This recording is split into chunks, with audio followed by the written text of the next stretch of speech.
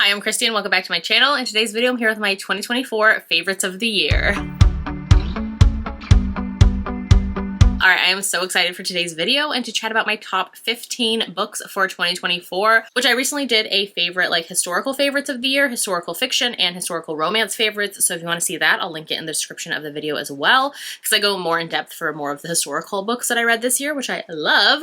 But this is just like my top 15. I went back and forth a lot with how many I wanted to have as favorites. I had like a top 20 at one point. I was going to do like the top 24 of 2024. I was going to do a top 10. And finally, I was just like, let's just keep it at this 15 because I kind of had a list and worked through it a few days at a time. I'd come back and look at it and be like, were those my favorites? If I was still thinking about them at the end of the year, like I feel like those were obvious favorites. So I wanted to keep it very streamlined. So my top 15, I'm so excited to talk about these. I have a lot of different genres. I have fantasy romance, sports romance, some small town, we have historical fiction, and all the things. So let's get into these. So let's get into my wrap up. So for the year, I read 426 books, which is very much in the middle for me. I've only been tracking my reading on Goodreads for the last, let me see, 6 years, which in those 6 years, I've read anywhere from 340 books all the way to 645 books. So very much in the middle of the range, which my reading in the past couple years, especially this year, did slow down a bit. For me, at least, it slowed down for me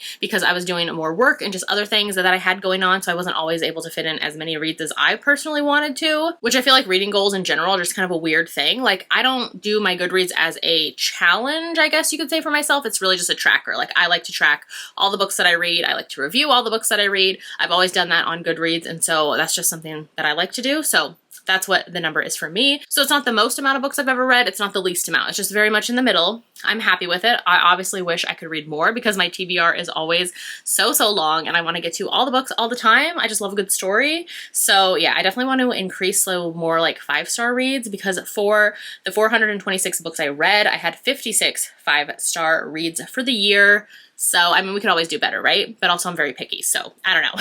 Overall, this year was a fun time. When I'm looking back, I'm thinking of the good memories. And so for the year, I went to 5 different book signings. 2 of them I got to work at as author assistants. And so that was so much fun. I got to assist Catherine Cowles and then Kat Singleton at Readers Take Denver and then at Book Bonanza, which was so much fun. And then the other 3 book signings, I went as a reader and just hung out with friends. I mean, I hung out with friends at every book signing, but that is what those other 2 specific book signings were for. Went on a couple of friend trips as well. We did the Nora Roberts Inn at Boonesboro, Maryland, which was the most amazing time. She has the most amazing bed and breakfast kind of inn situation. That was so amazing, so fun. Highly recommend just going on like fun trips with your friends because it is the best. We did a road trip. We went through like 4 different states. We stayed at the inn for a couple nights, had like movie nights in. We went out to eat. We went used bookstore shopping. It's just like all the fun times. Highly recommend prioritizing trips with friends because they're the best. So many fun memories on those. Let's see what else. Oh, when we went to the Steamy Lit book signing in Anaheim, we did a whole like before and after thing. So we went to Disneyland, which was the best. I love Disneyland. I'm a Disney girly for life, so any Disney trip is an automatic yes, I'm going there. So that was a lot of fun. We did Disneyland and then we also did Universal Studios at the end of the trip. Universal isn't really my favorite place, but it was fun to go there because I hadn't been in years. So they had the new like Super Mario World. They had the new, or new to me, the whole like Harry Potter world thing. So all of that was fun to see and do all of that. And then of course, just spending time with friends is the best. Highly recommend. That's honestly why I go to book signings now. Before it was to meet authors, which I mean, I still love meeting authors, but most of the authors that I've wanted to meet, I've met now. So now I just go to hang out with friends because it is the best. But I kind of want to just switch into making like friend trips a priority instead of like going to a book signing and then hanging out with friends like the whole time. Like, let's just skip the book signing and hang out. You know what I mean? So yeah, it was a fun year. Also, this year I started working as an author assistant, which I love doing. I've got to work with a handful of authors, which is so much fun. 2 of which I work with all the time, and then other ones I've just kind of fit in little projects for them for the time that they needed it, which is just a lot of fun. I love that, which I just love. I mean, I love making my own content and I love being able to make content for authors as well and just help them with all of their like admin and all of those things. Like it's so much fun. So I've had fun with that as well this year and just kind of like, and I'm trying to think what else. Like obviously we had some good family memories and moments and road trips as well. But like for the bookish adventures, I think that was it. Possibly the bookish highlights, I should say. But let's get back into the books. So let's get to my top 15 books of the year. These are, the first 2 books are in a particular order. Like I have my top 2. Every year I feel like I can do my top 2 really well. And then other than that, the rest are just in like no particular order. Of course, as always, I will link all the books in the description of the video. So if you miss out on any of them, you want to go back and see which ones I talked about, I'll link all the books, all the authors, all the things in the description of the video. I also review every book that I read, so if you ever want to see my book reviews, I have them on my Goodreads, which is always linked in the description of my videos as well. And you can go see like more of my thoughts, my full reviews on any of these books, because I'm going to keep it kind of quick just to like get through them and get these top 15 favorites done. All right, my favorite book of the year was House of Flame and Shadow by Sarah J Maas. This is the 3rd book in the Crescent City series. I've talked about this book endlessly. I love it so much. I could talk about this book, this world, this author, all of her books for ages. I love them 2 pieces. She is my favorite author to reread. I love her books so much. They just hit so well for me.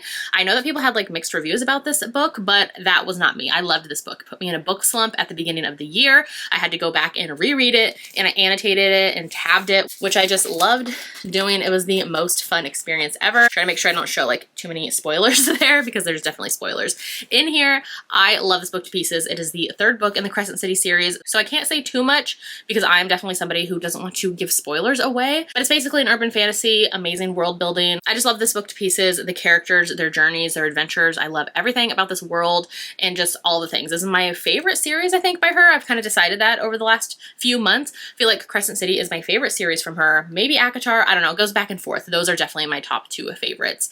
ACOTAR has one of my favorite books though, but Crescent City as a whole, I love the characters in each of the books more so. I don't know. It's a confusing world, okay? But anyways, House of Flame and Shadow, my favorite book of the year by Sarah J Maas. And then my second favorite book of the year is The Women by Kristen Hanna. This book hit so hard. It was so amazing. This is a historical fiction set during the Vietnam War. And so in here we follow women, or a particular woman in the case of the story, where we're following her on her adventure. So basically it is the height of the Vietnam War. Her brother went off to war and she decides she wants to join as well. So she ends up joining up and going as a nurse. And we see that time of her trying to figure out how to get over there, kind of going through all that training, and then going over to Vietnam as well, realizing that a lot of things that the US knew about the war at the time was wrong.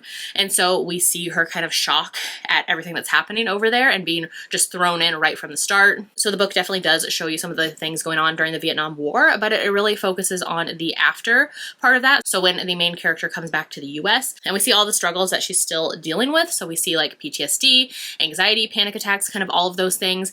And she's not getting the support from her friends, family, also from medical professionals, from the different branches of the armed services, just kind of none of that recognition and mostly support that was needed for a lot of the women who were fighting in the war as well, because they were like, no woman was fighting over there and you definitely don't need help. So definitely a great book, very hard hitting, one of my favorites of the year. I read both these books like in the beginning of the year and they stayed my favorites all year long. Highly recommend. I love Kristen Hanna's historical fictions, definitely a good one to check out. All right, next up is The Book of Azrael by Amber V. Nicole. This is a special edition from the Bookish box, but I love this edition so much. This whole series, I read it this year, love them all so much, gave them all 5 stars. This is the first book in her Gods and Monsters series, so it's the one that definitely hit the most because it was the first book in the series. I love this author's writing. I'm obsessed with this series, and this one was just so good. This series deals with gods and monsters and celestials and kind of this epic world building that we get, which I'm somebody who loves world building and fantasies, and so I want this very rich, deep history, a huge world to explore, and kind of things to figure out as we read, which I love that she does that in her books. And so yeah, The Book of Azrael, so good. Basically in here, it is a true enemies to lovers setup where the hero is basically a god and the heroine is somebody who is meant to end him. So like I said, the ultimate enemies to lovers. I love this one 2 pieces. So good. Highly recommend the entire series if you love like morally gray characters, especially heroines who are badass and villainous all on their own. This series, definitely check it out. So yeah, The Book of Azrael by Amber V. Nicole. Next up is Bourbon and Lies by Victoria Wilder. Still one of my favorite covers of the year. This is a small town romantic suspense. This is the first book in her Bourbon Boys series. I love this one. I talked about it recently in my New to Me authors of the year that I read. It was Victoria Wilder, and I love this book series author. I love all the things now. This book basically takes place on a Kentucky bourbon business where this family or this group of brothers and their grandfather own the business together, and so they're super successful.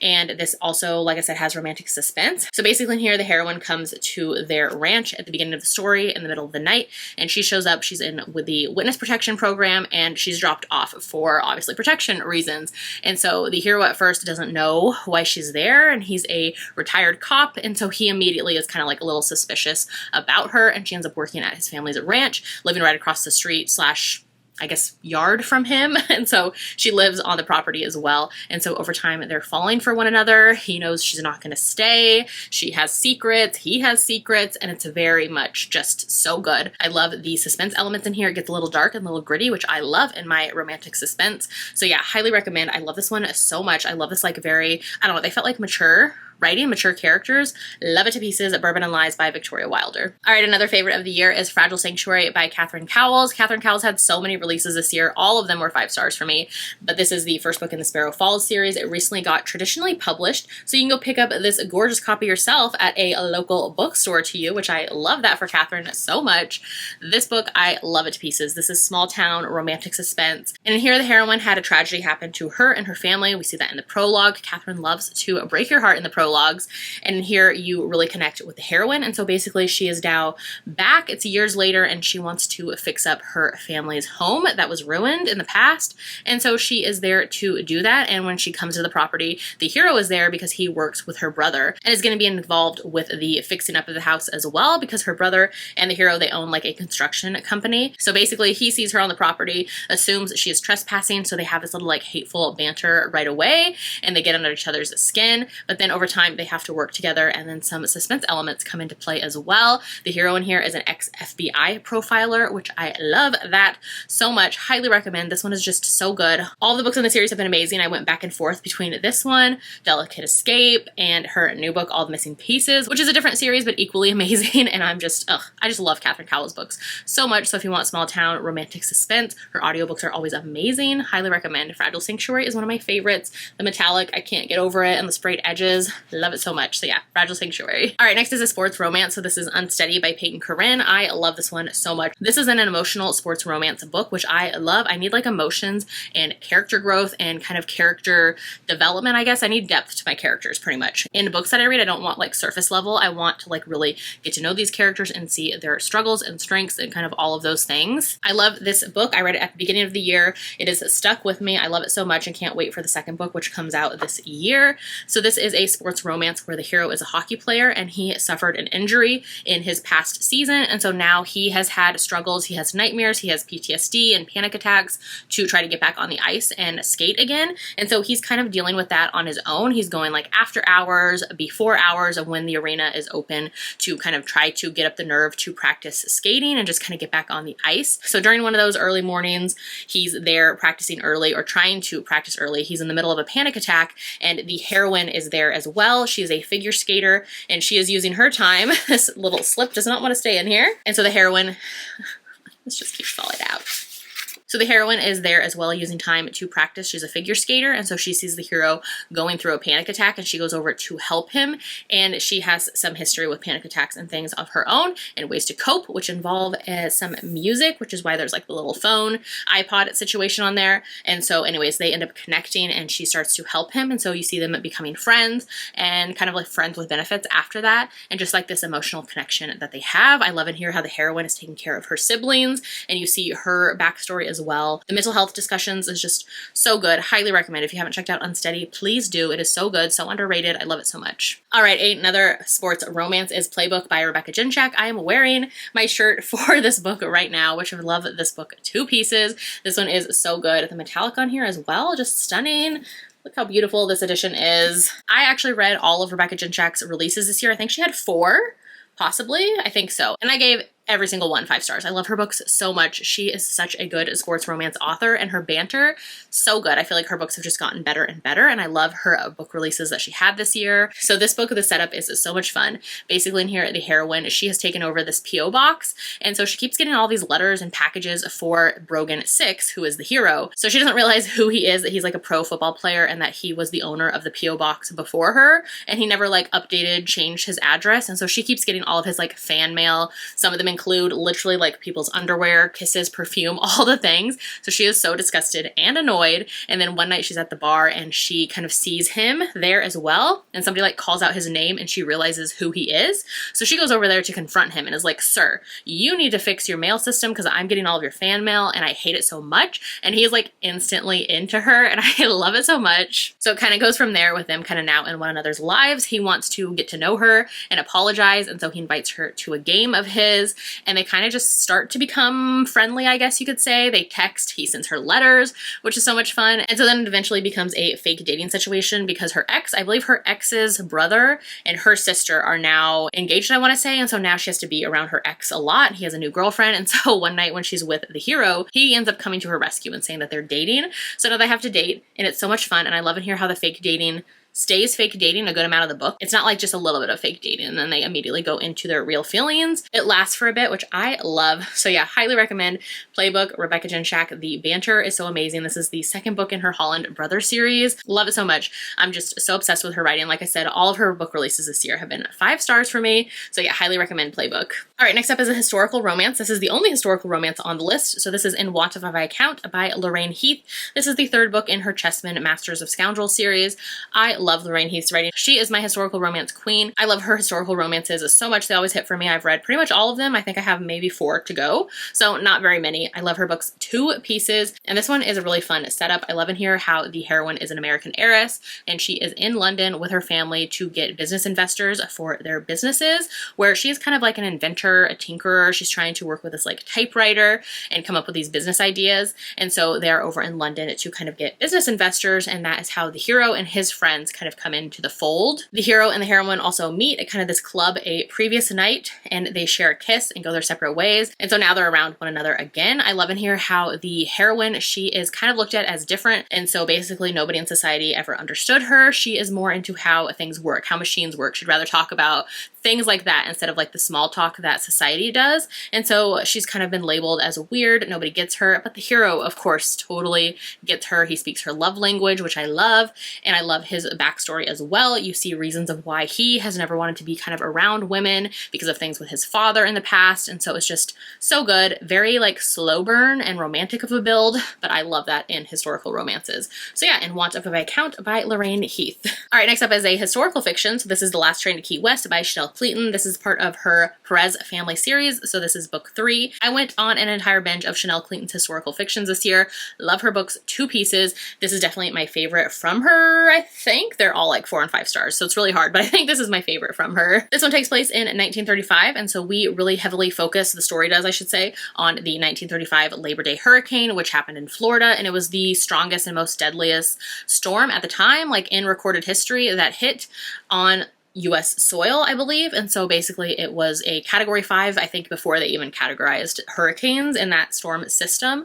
And so in here you are following 3 different women's POVs and you see how all of them kind of connect. They're all in the same place at the same time and you get all of their kind of backstories. They're all in different situations. So one of the women, she is working at the diner that is heavily focused on the story, and you see how she is pregnant. She's in an abusive relationship with her husband. And so you see her story. You see another woman who has just arrived from Cuba and she has just come with her new husband and they're now in Florida because he brought her back to Florida with him. And so she's in that kind of like wanting her new marriage, new relationship to work, kind of that bliss. And then the other woman we're following, she's come down from the East Coast. I want to say like New York, Boston, somewhere around there. She has money and she's come down to find a specific man for reasons from her life, her past. And so she's trying to look for him. And you also see these World War I veterans who are working on this road system, I want to say, as well during that time in the Florida Keys. And so it goes from there, a very hard hitting and heavier emotional elements. I love Chanel Cleeton's writing so much.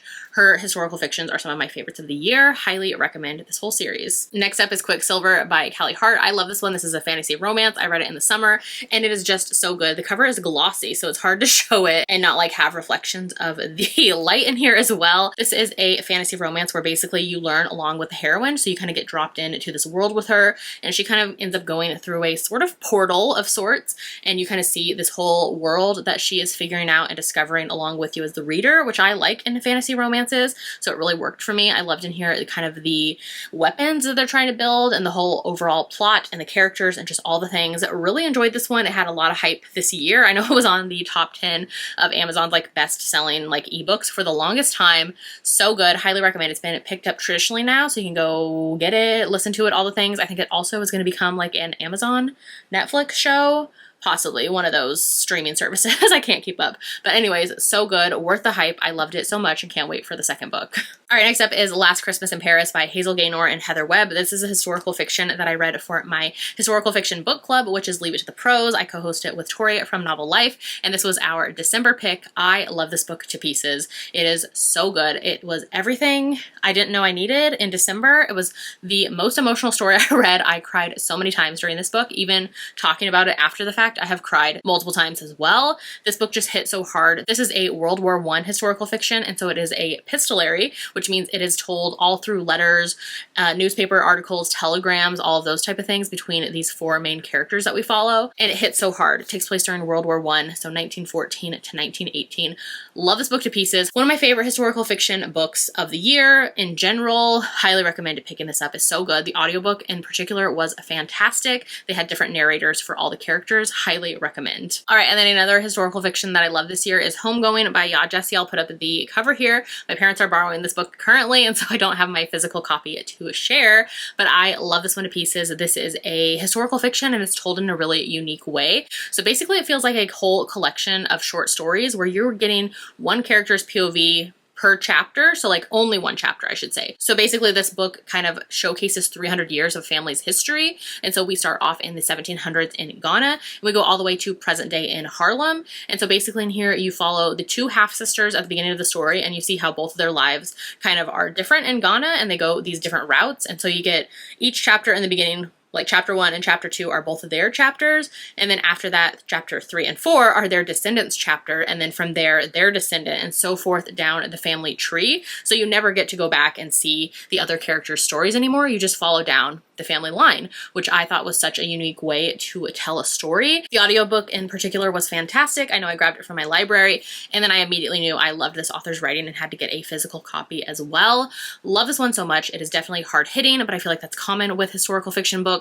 I love in here how each of the characters, they are in different places, different times, different situations, they're going through different things, but all of their stories overall kind of connect and weave into this huge like family tapestry, and they have this connection of hope through all their stories. It is so good. Highly recommend. This is one that I'd wanted to get to for years, and I'm so glad I finally did this year. I can't wait to read more from this author. Highly, highly recommend. All right, another favorite of the year is Glow of the Everflame by Penn Cole. This is the second book in her Kindred's Curse Saga series. Love this book so much. The series overall, like book 1 and book 3 are kind of like mid for me, but book 2 was everything I wanted, so I'm still highly invested in the series. I love this one to pieces. This one, again, since it's book 2, I can't say too much, but let me just say, if you read book 1 and you thought it was just okay, or if you loved it, getting to book 2 is definitely worth it. This is kind of where the series really picks up and you get to learn more about the world, about the characters. We have a lot of like political, kind of royal politics going on in this one, and it's just high adventure, high stakes. I love it so much. The hero in here, like, ugh, stop it right now. So good. This series is one where you don't really get into the couple or the characters as much in book 1, but book 2 it really picks up. Highly recommend. It was worth all the hype. Love this one at 2 pieces. One of my favorite fantasy romances of the year, and the cover is just really, really pretty. This is another one where the author was recently picked up, and so all the books are getting traditionally published. So book 1 and book 2 are out now. Highly recommend. It's so good. I cannot wait for book 4 this year. All right, and another historical fiction that I love this year is Take My Hand by Dolene Perkins Valdez. I love this one so much. Immediately, like a couple chapters in, I could tell the writing was amazing and fantastic, and just like it was giving 5-star energy just from the writing alone. So I can't wait to check out more from this author. This is a historical fiction, and so it takes place in the 1970s. We're in 1973 post-segregation Alabama, and we're following this Black nurse on her first case, her first adventure. She's working at a family planning clinic, and her first situation or case, I should say, are 2 patients who are, I think, like 11 and 13, and she's tasked with giving them birth control, and she wants to know why. Like, why is this happening? What's going on? She starts to ask these hard-hitting questions, kind of to herself, to her own morals, and kind of about the clinic in general, and it becomes this whole big thing. This was based on a true story where this nurse became a whistleblower on this entire case that happened in US's history. It is so good, and it deals with a lot of heavy-hitting story and plot plot lines as well. It deals with institutional racism and classism, reproductive injustice, and the US government's horrifying overreach, deals with women's reproductive rights, a lot of different atrocities happening in the story. I really loved the writing and the storytelling of this one. I can't say I love the story because like it is so hard hitting, but it hit so well and the author's writing was just amazing, and I feel like it's one that a lot of people should read. Definitely check out content warnings though, because it is really heavy. History is just such an important thing, and I feel like this book was definitely hard hitting and emotional, but a good story as well, and like one that definitely should be remembered, and it's still happening today. So yeah, highly recommend this one. All right, and then I think we have my last one, which in no particular order, like I said, besides the top two, all the rest of these are all amazing. So this is not like my least favorite of my favorites. It's still a favorite, if that makes sense. It's just the last one in my stack that I grabbed. So this is Lights Out by Navessa Allen. This book was getting all of the hype on Instagram, on TikTok in the fall, and so I decided to pick it up as well.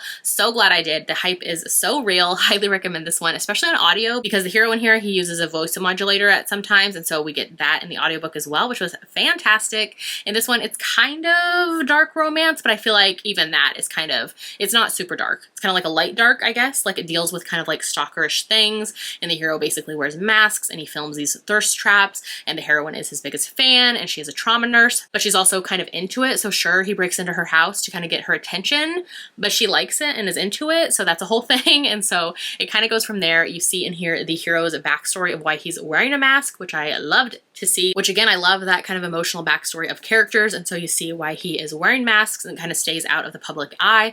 And then you see him and the heroine, their relationship, and the heroine here is just hilarious in the type of way that I love, like kind of that witty charm slash dark humor, I guess you could say. I love it so much. It's one of my favorites of the year. I'm so excited now for more from this author in the new year. I can't wait for the second book in the series. Love this one to pieces. Totally worth the hype. All right, so those were all of my 15 favorites for 2024. This was such an amazing year. So many amazing adventures, so many amazing reads. I'm really excited for new releases in 2025, maybe to find some favorites. I cannot wait. Definitely let me know in the comments if you're going to read any of these. If you did read them, what your favorite read or favorite reads were for the year. Definitely let me know that as well, because I would love to know. And if you'd rather leave me an emoji in the comments today, let me know that you watched this video. Leave me like the heart eyes emoji, since all the heart eyes for all of these books, since they were my favorites. If you haven't done so yet, make sure to like and subscribe so you don't miss out on any of my future videos, and I will see you in my next one. Bye!